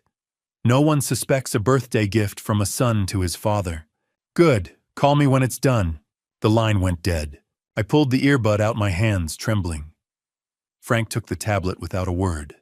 Through the transport van's window, I could see Julian's profile, still calm, still unreadable. Then, as if sensing my gaze, he turned his head and looked directly at me. He smiled. Not a nervous smile, but a cold, deliberate smile that said, "I know exactly what I did and I'd do it again." His jaw tightened briefly, a flicker of something beneath the mask. And then it was gone. For 5 seconds, we stared at each other across 50 meters of wet pavement, father and son, and I saw nothing in his eyes I recognized. Then the van pulled away. Emma broke free from Sarah and ran toward the street, her small legs pumping, her voice breaking. "Daddy, Daddy, don't leave me." I was out of the car before I realized I'd moved, crossing the distance in long strides, catching her before she reached the curb. She collapsed against me, her sobs wrenching and raw, and I held her the way I used to hold Julian when he was small. "And it's okay, sweetheart," I whispered, though it wasn't, though nothing about this was okay. "It's okay. I've got you." Sarah reached us a moment later, her face pale and hollow. "Archer, I'm so sorry. I didn't know. I swear I didn't."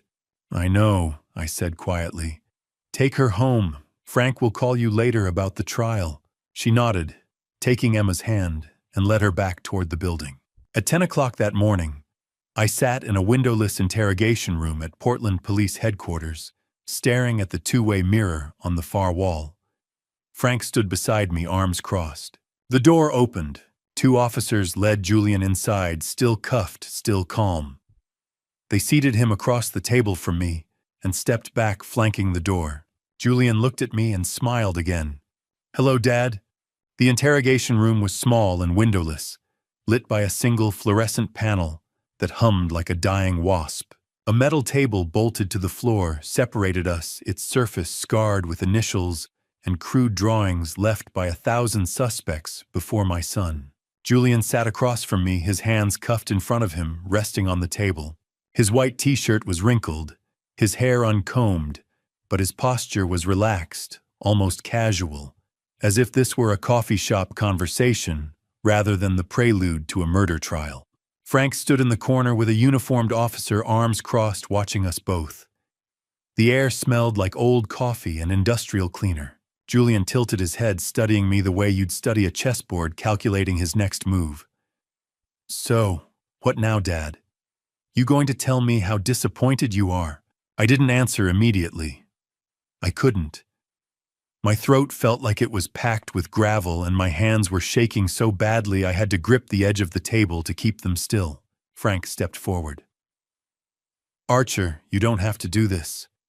We have everything we need for the case. You can wait outside." I shook my head. "I need to talk to him." Frank glanced at Julian. "You willing to speak with your father, just the two of you?" Julian's eyes flicked between us, a faint smile tugging at the corner of his mouth. "Sure. Why not last chance for a heart-to-heart, right?" Frank's jaw tightened, but he nodded. He gestured to the officer, and the two of them stepped out of the room, the door clicking shut behind them. I knew Frank would be standing behind the one-way mirror on the far wall, watching, listening, recording every word. But for the next 10 minutes, it would just be me and Julian, alone. "Why?" I said finally, my voice barely above a whisper. "Why, Julian? I gave you everything." He laughed, short, bitter, empty. "Everything you gave me: lectures, Dad. Rules. Curfews. Do the right thing, Julian. Be honest, Julian. Work hard, Julian. I know. You gave me a childhood full of disappointments disguised as lessons. I gave you a home, an education. I was there for every birthday, every baseball game, every baseball game where you showed up late because you were chasing some case that mattered more than I did." His tone was flat, rehearsed, as if he'd been practicing this speech for years. "Mom died because you were too busy playing the hero detective to notice she was sick." The words hit me like a fist. "Your mother had cancer, Julian. Stage 4 pancreatic cancer. By the time we found it, there was nothing anyone could do. I sat by her bed every single day for 8 months. I held her hand when and you still couldn't save her. He leaned forward, his cuffed hands sliding across the table. You couldn't save her, and you couldn't save me. So yeah, Dad, forgive me if I don't see you as some kind of saint. I stared at him, trying to find the boy I used to know in the stranger sitting across from me. This isn't about your mother. This is about you owing $300,000 to a crime family and deciding the easiest way out was to poison your own father. Not poison, insurance. Julian shrugged, the gesture so casual it made my stomach turn. The Benedettis were going to finish me. You think I wanted to do this? You were just convenient. The policy was already in place. You're old, you have a heart condition.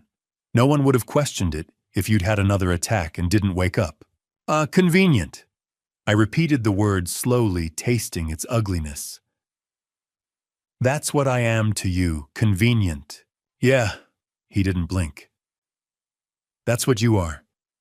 I closed my eyes, trying to breathe through the pain radiating from my chest. Not angina this time. Just grief.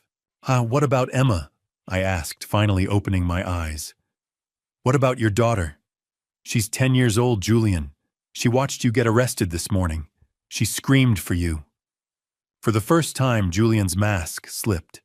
His eyes flicked away from mine just for a second, and he blinked, once quick and involuntary, as if the question had caught him off guard. Then the coldness returned. She'll be fine, he said, his voice too steady, too controlled. Kids are resilient. Sarah will remarry eventually. Emma won't even remember me in a few years. You don't believe that? I have to. He looked down at his cuffed hands, turning them over, as if noticing them for the first time. Because if I don't, then I have to admit I destroyed my daughter's life along with yours, and I'm not ready to do that yet. I stood slowly, my legs unsteady, and placed both hands flat on the table. I loved you, Julian. I still do. But I can't protect you from this. I won't. He didn't look up. I know. You tried to kill me. You poisoned David. You forged my will, hacked a law firm, swapped my medication. You put your wife and daughter in danger. You don't get to walk away from this. I'm not asking to. His voice was quiet now, drained of the bravado he'd worn like armor. I knew what I was doing, Dad. I knew it would end like this. I thought I'd have more time. I thought the plan was better than it was. I turned toward the door, then stopped. Do you regret it? Silence. Do you regret trying to end my life so you could pay off your debts? Julian lifted his head, and for a moment I saw something raw and unguarded in his eyes. Not remorse exactly, but exhaustion. The exhaustion of a man who'd spent years running from consequences and had finally been caught. No, he said softly. I don't. I needed the money. You were in the way. That's all it was. I nodded, the last fragile thread of hope snapping inside me. Then we're done here. I walked to the door and knocked twice. Frank opened it immediately, his expression unreadable. Take him back to holding, I said without looking at Julian again. We're finished. As I stepped into the hallway, I heard Julian's voice one last time, faint and empty. Goodbye, Dad. I didn't turn around. 6 weeks later, on the morning of December 8th, I stood outside courtroom 3B at the Ridgeview County Courthouse, adjusting the knot of my tie with hands that still shook when I thought too hard about what was coming. The hallway smelled like floor polish and old wood, and the winter light slanting through the tall windows made everything look washed out and gray. Frank appeared beside me holding 2 paper cups of coffee. He handed me one without a word. You ready? He asked. I took a sip, the coffee bitter and scalding. No. Good. That means you're still human.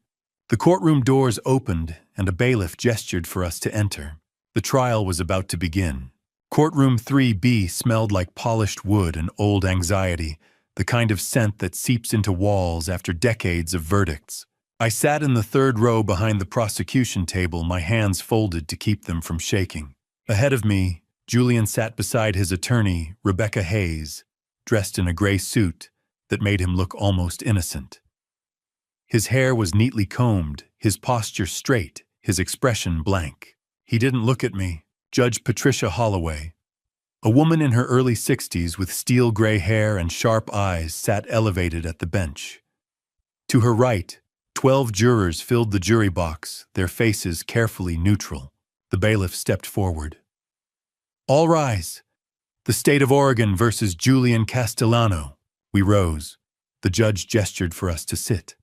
"Mr. Castellano," she said, "you are charged with attempted murder in the first-degree fraud, identity theft, and conspiracy. How do you plead?" Julian stood shoulders square. "Not guilty, Your Honor." His voice was steady, confident. I felt something twist in my chest. Very well." Judge Holloway nodded to the prosecution table. "Mr. Morrison, your opening statement." James Morrison rose, a man in his early 40s with controlled energy. He buttoned his suit jacket and faced the jury. "Ladies and gentlemen, over the next few days, you will hear a story about greed, betrayal, and cold calculation. Julian Castellano planned to end his father's life for money, not in passion, not in self-defense, but methodically over 2 months using poison-forged documents and stolen identity." He paced slowly. "The evidence will show that Mr. Castellano sent his father a bottle of vodka laced with aconitine, a lethal toxin. When his father refused to drink it, the vodka was given to David Whitmore, the family's lawyer. Mr. Whitmore consumed approximately 50 milliliters and nearly died." Morrison paused. "You will also hear that Mr. Castellano swapped his father's heart medication with a dangerous substitute, hacked a law firm's system to forge a will, leaving him the entire estate, and used a $500,000 life insurance policy as collateral for gambling debts." He turned to face Julian. "This was not a mistake. This was attempted murder, premeditated and deliberate." Judge Holloway nodded to the defense. "Ms. Hayes," Rebecca Hayes stood approaching the jury box with calm deliberation. "Ladies and gentlemen, my client made mistakes. Serious mistakes. But mistakes born of fear, not malice. Julian Castellano owed $300,000 to a criminal organization that threatened his life and the lives of his wife and daughter. He was desperate. He panicked. She gestured toward Julian. "But the prosecution wants you to believe Julian is a cold-blooded killer. That's not true. Julian was a man drowning in debt, manipulated by criminals trying to protect his family the only way he knew how." She sat down. The jurors exchanged garters. The prosecution called its first witness. "Dr. Michael Brennan, please take the stand." Dr. Brennan testified about David Whitmore's aconitine poisoning and the swapped medication in my prescription. Morrison presented the evidence bags containing both. David Whitmore was next. When Morrison asked him to describe October 12th, David's voice was steady but quiet. "Archer brought me a bottle of vodka as a gift. I drank approximately 2 ounces. Within an hour, I was experiencing severe chest pain. At the hospital, doctors told me I'd been poisoned." Catherine Walsh took the stand next, presenting server logs showing Julian's apartment as the source of the hacked will. Chaktatin. The digital will was uploaded from IP address 198.51.100.42 at 2:34 a.m. on August 15th. That address corresponds to Unit 407 at the Laurelhurst Towers, leased to Julian Castellano. At 2 o'clock, Morrison called my name. "The state calls Archer Dalton." I walked to the witness stand, placed my hand on the Bible, and swore to tell the truth. Morrison approached. "Mr. Dalton, did your son know about your heart condition?" Yes. He visited me in 2021. I showed him my prescriptions and the vodka bottle. Who sent it?" "Julian. It arrived via FedEx on my birthday. I didn't trust him, so I gave it to David Whitmore. David nearly died because of my instinct." I paused. At first, the police suspected me because I delivered the bottle, but the evidence proved Julian was the sender. Rebecca Hayes rose for cross-examination. Mr. Dalton, you and Julian have had a strained relationship for many years, haven't you? Yes. Is it possible someone else tampered with that bottle? No. The lab confirmed the seal was intact until David opened it. The handwriting matched Julian's. The FedEx tracking showed shipment from Portland sender listed as Julian Castellano, Hayes pressed. But you admit you didn't trust your son. Couldn't that bias affect your testimony? My testimony is based on evidence, not bias. She nodded. No further questions. At 5 o'clock, Judge Holloway rapped her gavel. Court is adjourned until 9 a.m. tomorrow. I stepped into the hallway, exhausted. Sarah Castellano stood near the elevator, her arms wrapped around herself. When she saw me, she nodded once. Tomorrow she would testify. The courtroom felt colder on the second day, as if the weight of what was coming had leached the warmth from the walls. I sat in the same third-row seat, watching Sarah Castellano walk to the witness stand. She wore a simple black dress, her hair pulled back, her face pale and drawn. When she raised her right hand to take the oath, her fingers trembled. Julian sat motionless at the defense table, staring straight ahead. He didn't look at her. James Morrison approached. Mrs. Castellano, did you know your husband planned to harm his father? Sarah's voice was barely audible. I knew about the debt. I knew Vinnie Russo had been following us for months.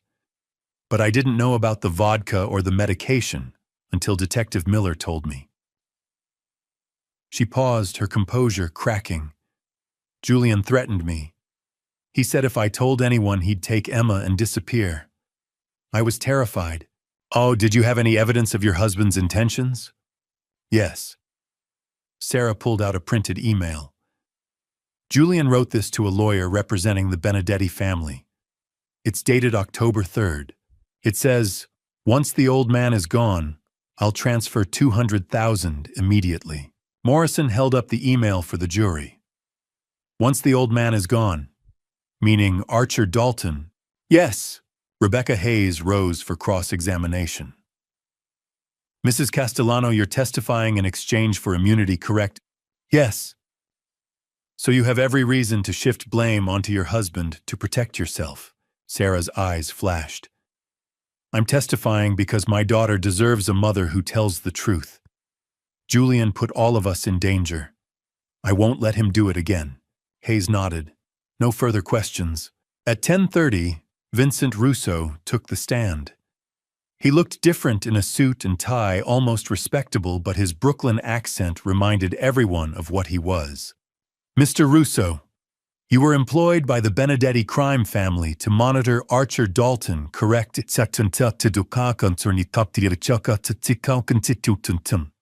Correct.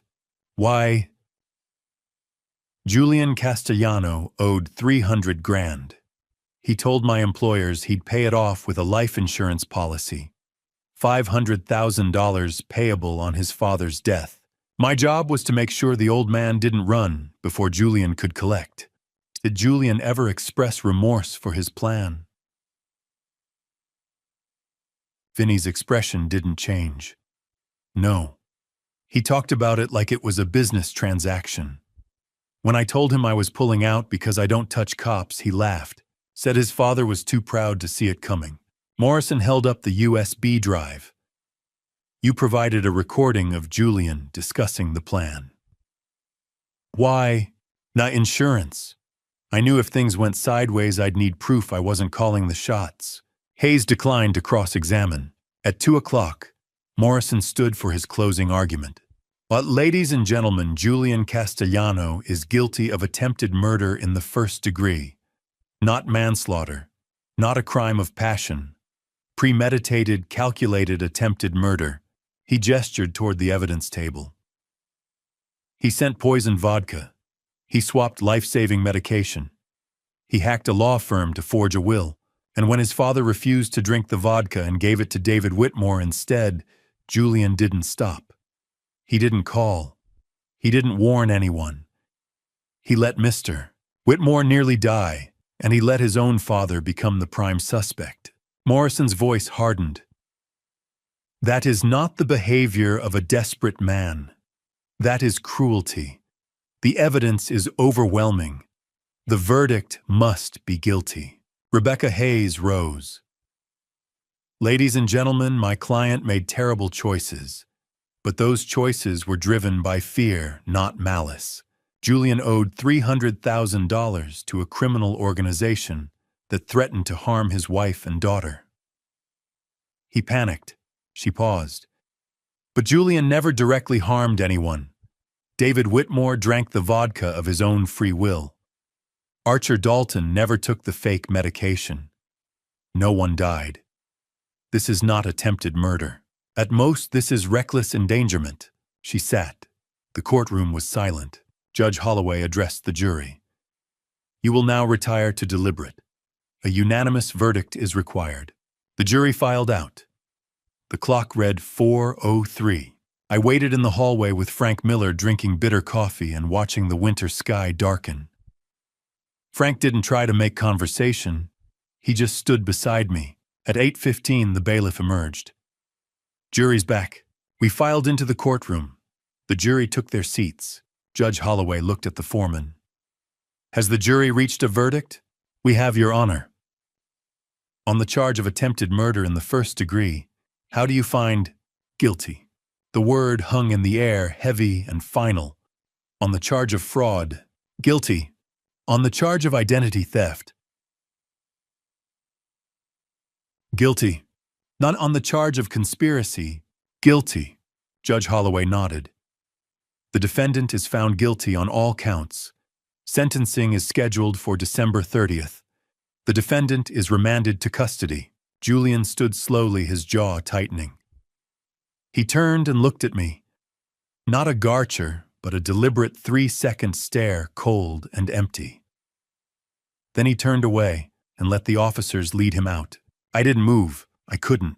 At 8:45, I stepped out of the courthouse into the cold Oregon night. Snow had begun to fall soft and silent. My breath misted in the air. Frank appeared beside me. You okay? I nodded, though I wasn't sure it was true. It's done. Sentencing's in 3 weeks. Judge'll probably give him 20 to 25. You planning to be there? I shook my head. No, I've heard enough. Frank studied me, then clapped a hand on my shoulder. Go home, Archer. Get some rest. I watched him walk to his car, then headed toward my own. The snow was falling harder now, and for the first time in 2 months, I felt something close to peace. But it wasn't over. Not yet. Snow had been falling since morning, soft and relentless, blanketing the maples and the driveway in a silence that felt almost holy. I stood at the kitchen window, watching it accumulate white on white, erasing the tire tracks and footprints. Kate used to say the first snow made everything new again, that it gave you permission to start over. I didn't know if I believed that, but I wanted to. At 3 o'clock, the doorbell rang. I opened the door and found Emma standing on the porch in a red winter coat. Her blonde hair dusted with snowflakes. Her cheeks pink from the cold. She held a small backpack and looked up at me with eyes that were too hopeful, too trusting. Hi, Grandpa. I knelt down and pulled her into a hug, breathing in the scent of her shampoo and the cold winter air. For a moment, I couldn't speak. I just held her and tried not to let her feel me shaking. Come inside, sweetheart. It's freezing out here. She sat at the kitchen table, her hands wrapped around a mug of hot chocolate with too many marshmallows. She didn't ask about Julian right away. She talked about school, about her friend Megan's birthday party, about the stray cat on their back porch. I let her talk, grateful for the normalcy. Finally, she set the mug down and looked at me. Grandpa, where's Dad? I'd been preparing for this question for 2 weeks, rehearsing answers that would be honest, but gentle. None felt adequate. Your dad made some mistakes, Emma, big ones. And because of those mistakes, he has to go away for a long time. How long? A very long time. Her brow furrowed. Did he hurt somebody? He tried to. He didn't succeed, but he tried. And the law says that when you try to hurt someone, there are consequences. She was quiet, staring into her mug. Then she asked the question I'd been dreading most. Do you still love him? My eyes burned. I reached across the table and took her small hand in mine. Yes, I still love him. But sometimes love isn't enough to fix what's broken. Sometimes people make choices that hurt the people who care about them most, and no amount of love can undo that. A tear slid down her cheek. I miss him. I know, sweetheart, I do too.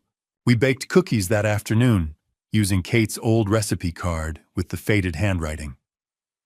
Emma stood on a stool beside me, measuring flour and cracking eggs with intense concentration. We didn't talk much. We just worked side by side and let the warmth of the oven and the smell of vanilla fill the silence. While the first batch cooled, Emma wandered into the living room and found the photo album on the coffee table. She carried it back to the kitchen and climbed onto the stool, flipping through the pages. Is this Dad? I looked over her shoulder.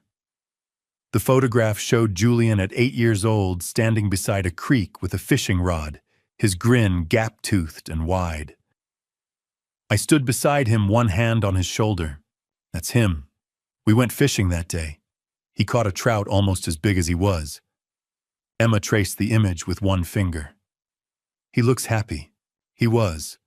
For a long time, he was very happy. What happened? I sat down beside her. He got lost, I think. Life got complicated, and he made choices that took him farther and farther away from the person he used to be. By the time he realized how far he'd gone, he didn't know how to come back. Emma was quiet. Then she said, Do you think he'll ever find his way back? I don't know, sweetheart. I hope so. But hope doesn't always mean things will turn out the way we want. She nodded, solemn and small, and closed the album. At 8 o'clock, Sarah arrived to pick her up. Emma hugged me tightly at the door, her arms wrapped around my waist. I love you, Grandpa. I love you too, Emma. More than you'll ever know. Sarah met my eyes over Emma's head, her expression tired but grateful. Thank you, Archer, I nodded. Take care of her. I will.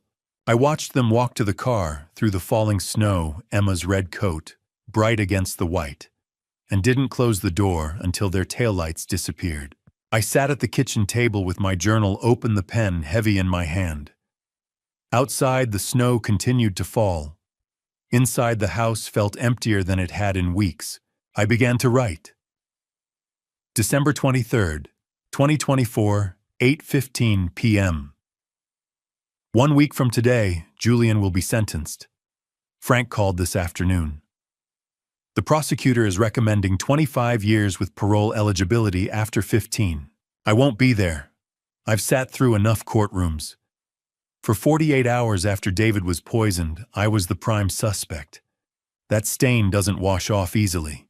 Julian will spend the next 15 years, maybe more, in a cell, and I will spend them here trying to make sense of what he became, trying to remember the boy in the photograph, the one who laughed and fished and believed his father was a hero. I paused, staring at the words, then looked at Kate's photograph on the mantel. I whispered to her image. I tried to save him, Kate. I did everything I could. But I couldn't. I picked up the pen again. But I can save Emma. She's still innocent, still whole. And maybe that's enough. I closed the journal. Through the window, the snow fell soft and silent, covering everything. It covered the tire tracks, the footprints, the bare branches of the maples. It covered everything. And for the first time in 2 months, I let myself believe that Kate had been right. That the first snow gave you permission to start over. Outside, the world was white and quiet and new. If you've stayed with me this far, I want you to understand something. This family story isn't just mine. It belongs to every parent who's watched a child drift beyond reach, every father forced to choose between love and what's right. My family story taught me that blood doesn't guarantee loyalty, and sometimes those we trust most become strangers. I made mistakes. I was too busy being the detective solving everyone else's problems while missing the poison in my own home. God knows I wish I'd seen the signs before Julian chose dad revenge over redemption. His twisted dad revenge, poisoning me for money, letting me become the suspect, cost him everything, his freedom, his daughter, his soul. So here's my advice: don't wait until betrayal forces your hand. Talk to your children. Ask the hard questions. Be present, not perfect. If someone you love is drowning in debt or desperation, don't look away. My son sought dad revenge when what he needed was help. Don't let your family story end like mine. Emma still visits. The snow still falls. And I still believe that some part of the boy I raised is in there lost, but not gone forever. If this moved you or reminded you of your own struggles, please leave a comment below. Share it with someone who needs to hear it. Subscribe so you won't miss what's next. Your support means everything. Thank you for walking this difficult road with me. Disclaimer: this narrative contains fictionalized elements for reflective purposes. If it doesn't resonate, please explore other content better suited to you.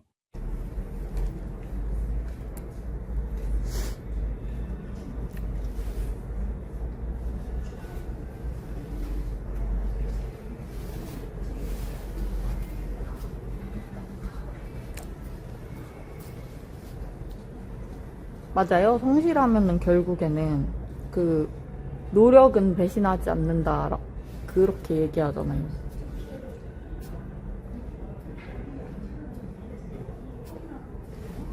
근데 그게 이제 지치면 안 되는데 그렇게 하면서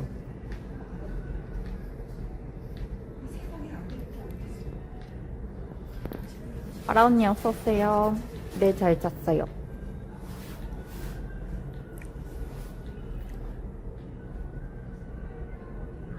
어제 그리고 잠이 안 오는 거예요, 계속.